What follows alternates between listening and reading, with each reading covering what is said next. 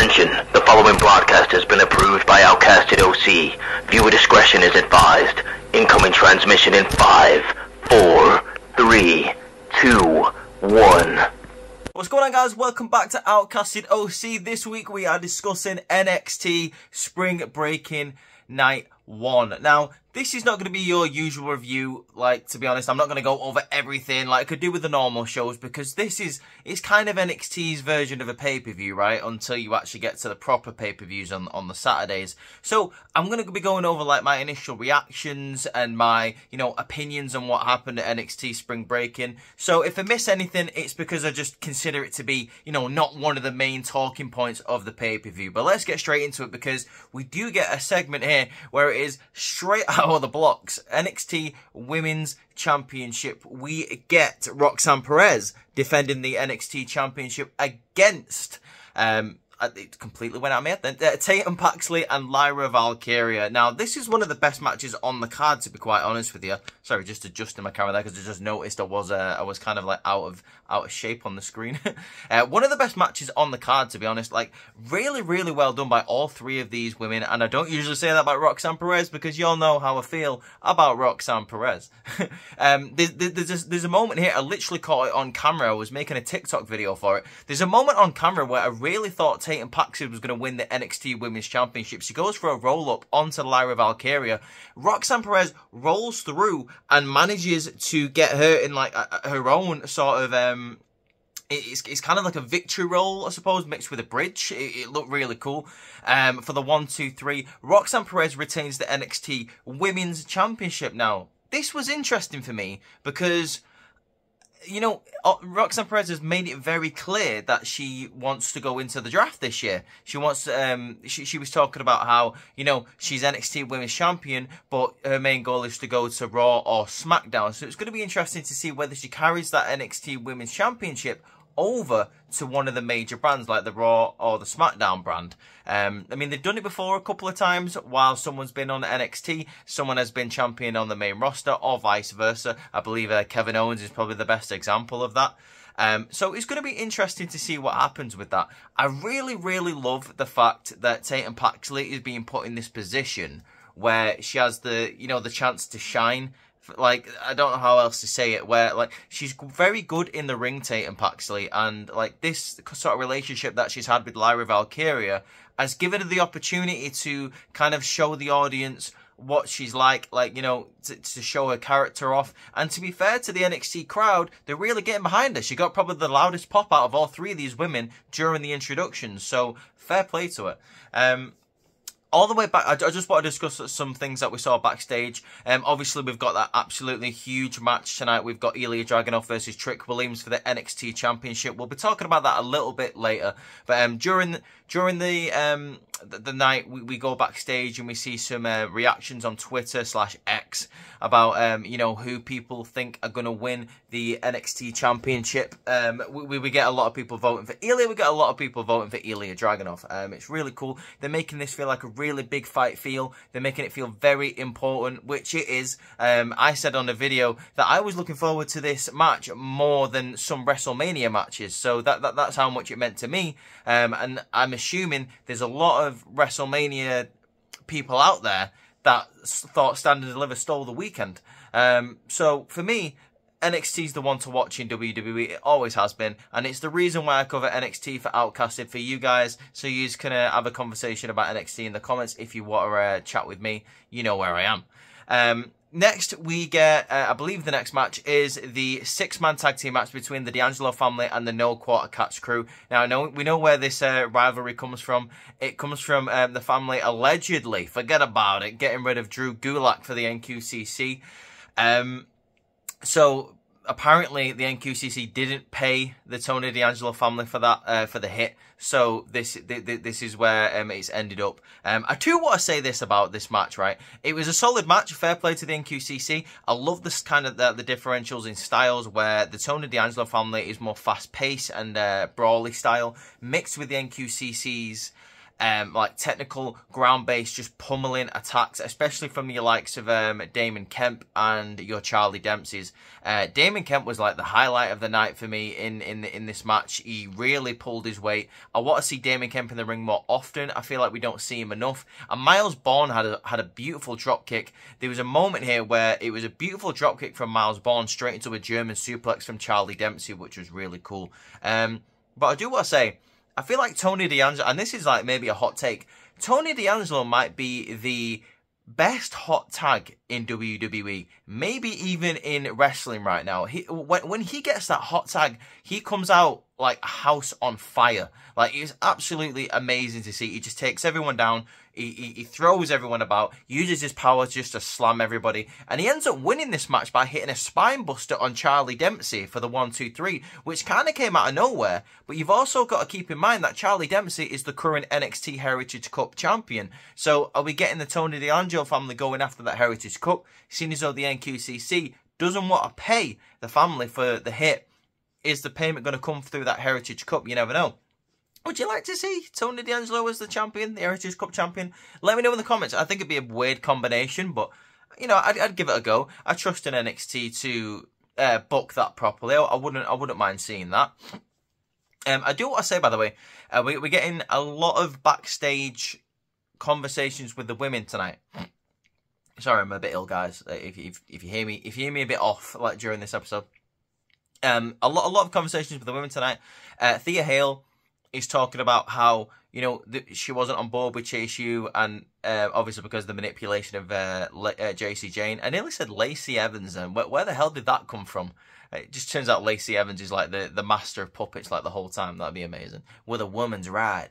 What am I talking about? She's annoyed at JC Jane for calling out Andre Chase.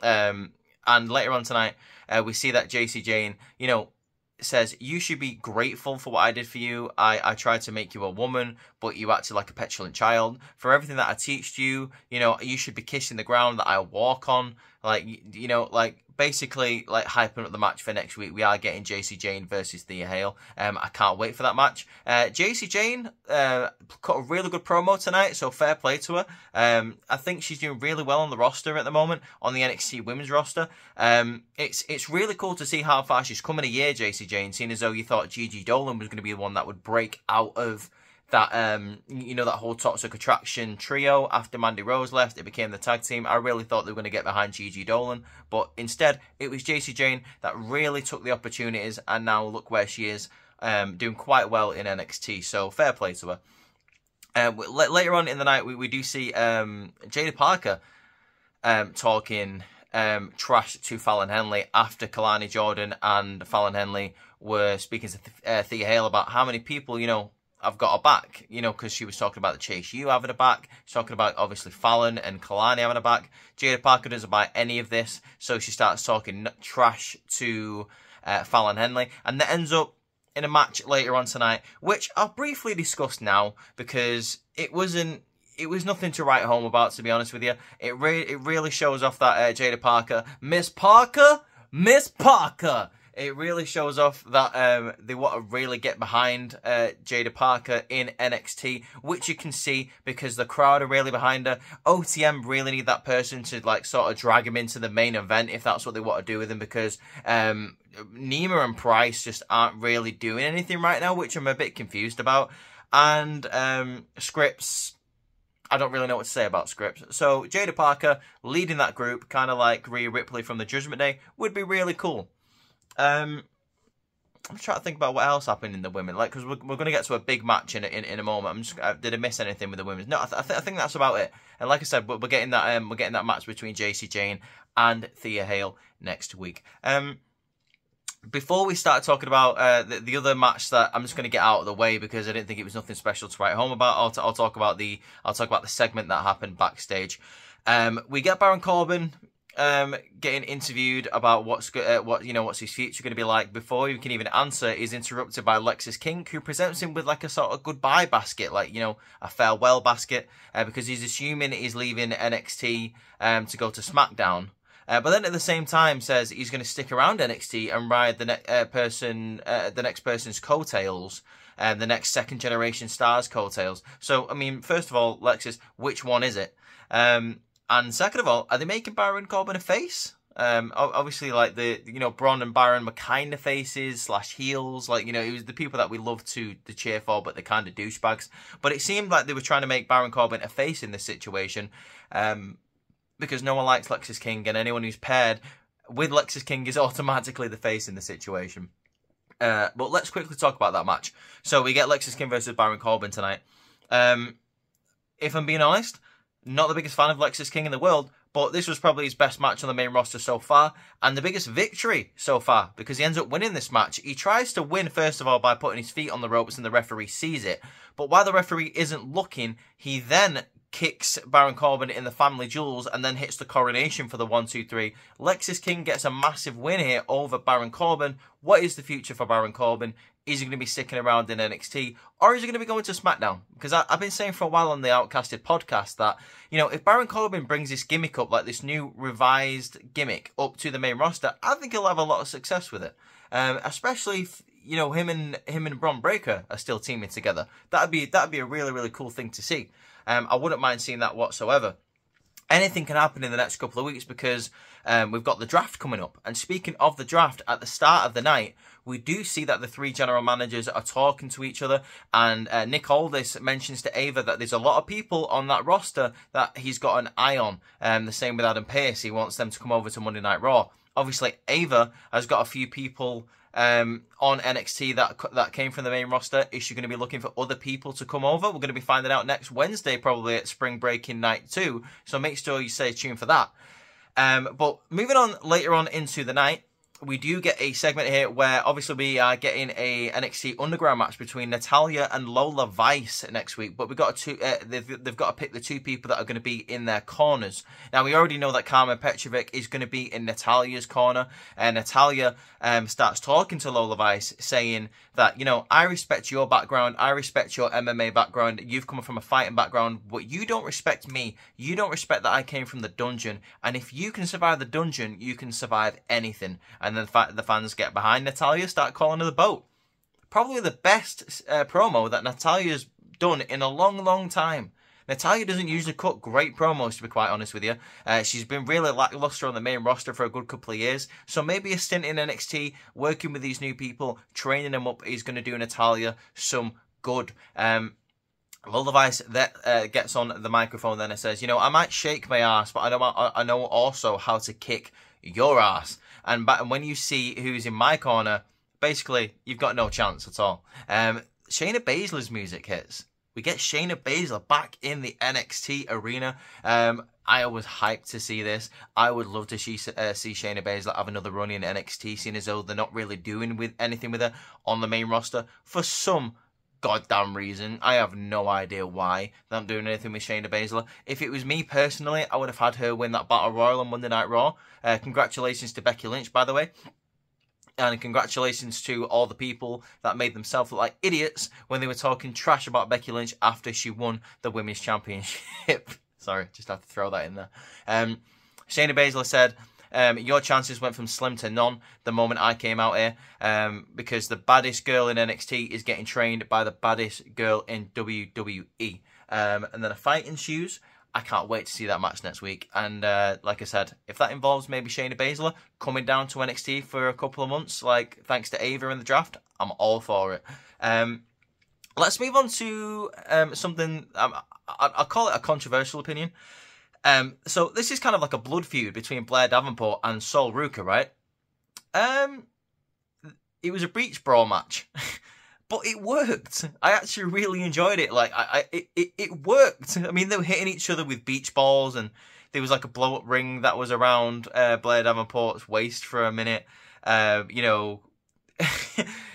Ruka was jumping onto Blair Davenport with a surfboard. But it worked. I don't know why it worked, but it was funny and it was great. There's not really much to say about this match, except it was just a brawl using all of these beach-style weapons. It comes to the match comes to an end where Sol Ruka puts Blair Davenport through a picnic table on the outside of the ring, gets it into the ring and hits the Soul Snatcher for the 1-2-3.